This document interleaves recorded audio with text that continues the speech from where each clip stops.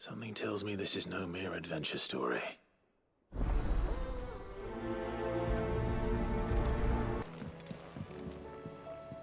Vivian, I read your note, and I'd be happy to help you find the book you're looking for. Thank you, Clive. But tracking it down will not be easy. Are you sure? Please. You have always granted me your wisdom and insight whenever I asked. It's only right that I return the favor. Or at least attempt to. You are too kind. Alas, what I ask of you is rather more trying than delivering the odd lecture. I spoke with Harpocrates to see if he had any inkling as to where another copy might be found, but... But perhaps it is best that you hear the details from him. If you say so. Forgive me, Clive, for asking this of you. But this book, it set me on the path to becoming who I am today. Its importance cannot be overstated.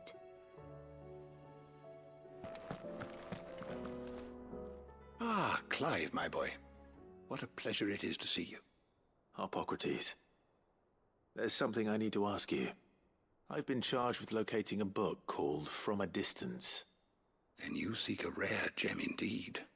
One whose name I had not thought to hear from your lips. You've been talking to Vivian. Right as always. But she didn't seem keen to tell me very much. I take it she didn't like what you had to say. And yet I gather it did naught to dissuade her. Clive, if the young professor has tasked you with obtaining a copy, I fear she asks the impossible. The executors would not allow it. The executors? Coveters of Secrets. A clandestine organization committed to the collection and intenebration of forbidden texts and technologies. One such text being the tome Vivian seeks, chronicling as it does the true history of the enslavement of bearers, a tale which could overturn the established order were it ever to become widely known. Or, so rumor has it. I've never actually read the thing, or even set eyes on it for that matter. How is it that I haven't heard of this organization? Why, secrecy is the executor's watchword.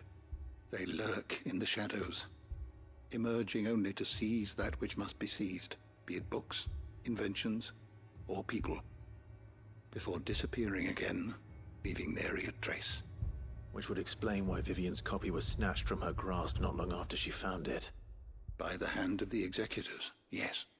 But what drives them? Self-interest or ideology? Fine question.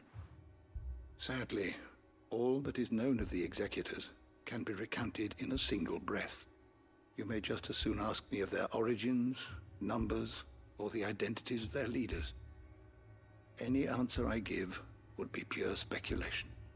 Then my hunt was doomed from the first. What was Vivian expecting? That I'd pluck it from thin air? Not from thin air, no. From ash. Rumors of the executors are rife among the scholars of Storm, but rather less so across the strait. I have a friend. Well, I had a friend in the village of Garnick, a collector of rare tomes, upon which subject we would oft correspond. Alas, I have heard naught from him since the skies fell dark. And no doubt he too has turned. But though he did not mention it by name, it is possible that a surviving copy of From a Distance yet rests upon one of his many shelves, quietly awaiting discovery. If you were, by some chance, able to save even a single book from the poor man's library, I know his soul would rest easier. Very well. When I next find myself in Waloed, I'll be sure to pay Garnick a visit. The entire village looks abandoned. Now, which house would a bookworm live in?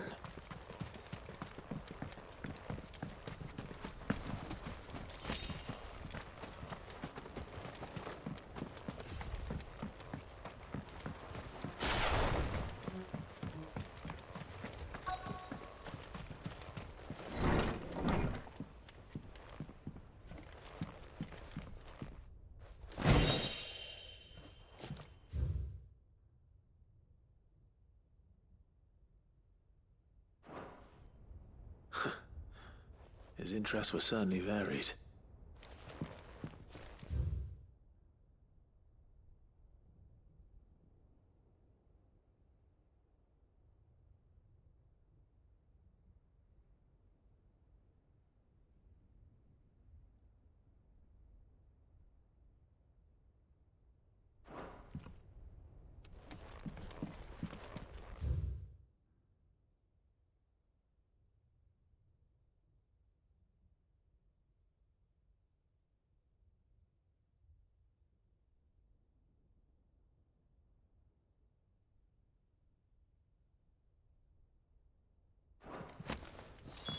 This is it. But if what it says is true, I need to get this back to the hideaway.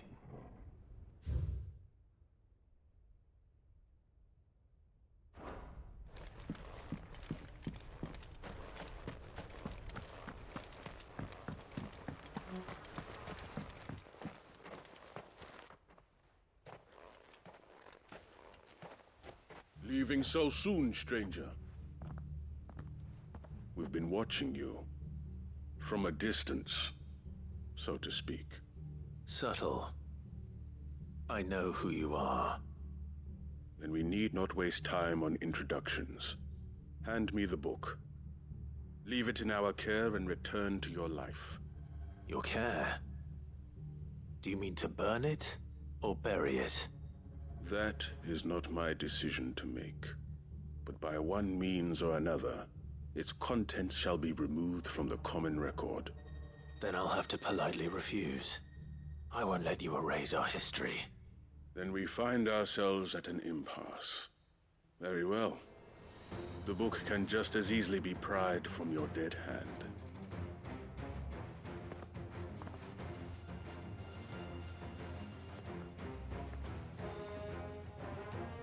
Let's see, shall we?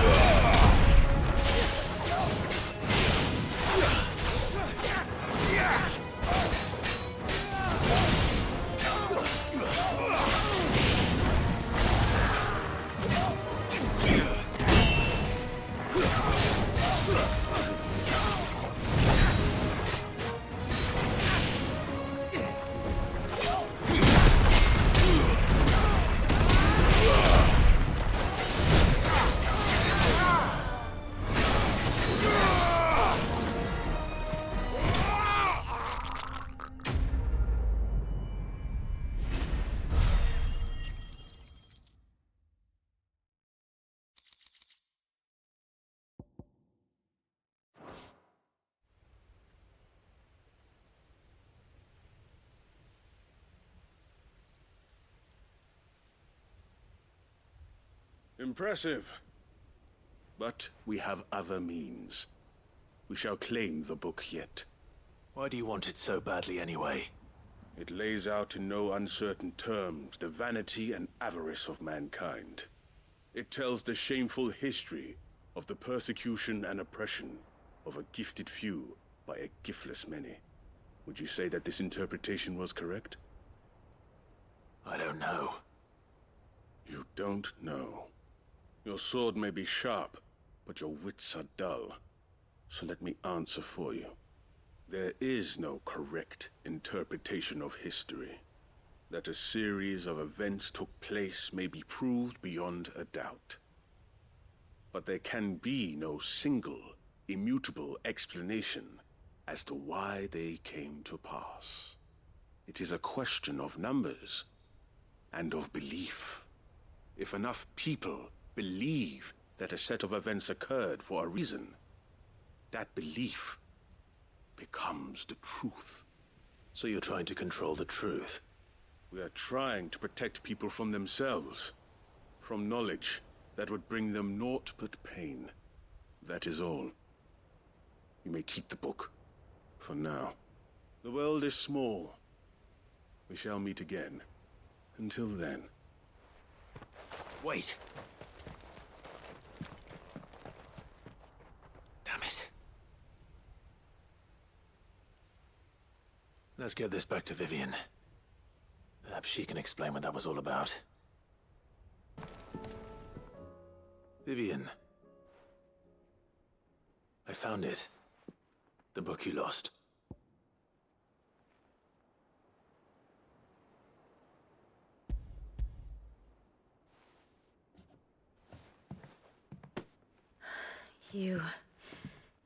You found it. Thank you, Clive. Even though I asked this of you, I was not entirely sure it would be possible. I feared the executors had seized every copy. I met with one of these executors, and I convinced him to let me keep it. He told me something. That the truth is just a matter of collective belief. And that if enough people believe a lie, that lie becomes the truth. It does. But it also means that the truth is not immutable. That it can be changed. Provided that those who wish to change it can convince enough people that their perspective is the correct one. As the sad history of the bearers proves. You said that the book inspired you to become a scholar. It did. Or its author, rather. She was a heretic, you see. A firebrand and a dissenter. A gallows stood ready for her in every corner of the realm. And by shunning society, or perhaps being shunned by it, she stumbled upon a truth so potent that an entire realm trembled at the prospect of its utterance. I, too, have always felt somehow set apart from the world of men. A stranger to my own species. She taught me that my solitude was not a curse, but a gift. And that, though my journey to the truth might be a lonely one, what I found at my destination would be more than worth the cost. Do you still feel that way? That you're not one of us? Honestly, I'm not entirely sure anymore. Since coming to the hideaway, I find my thinking somewhat clouded. Perhaps the result of studying mankind from a rather closer perspective than I had intended. But the more I study, the more I find value in this perspective. In looking not from the outside, but from within. So if you'll permit me, I'd like to continue my work here. Remember, Clive, when enough people believe, belief begets truth. Give the men and women of this benighted world the gift of truth. Make them believe in you, as I do. I'll try, Vivian. I'll try.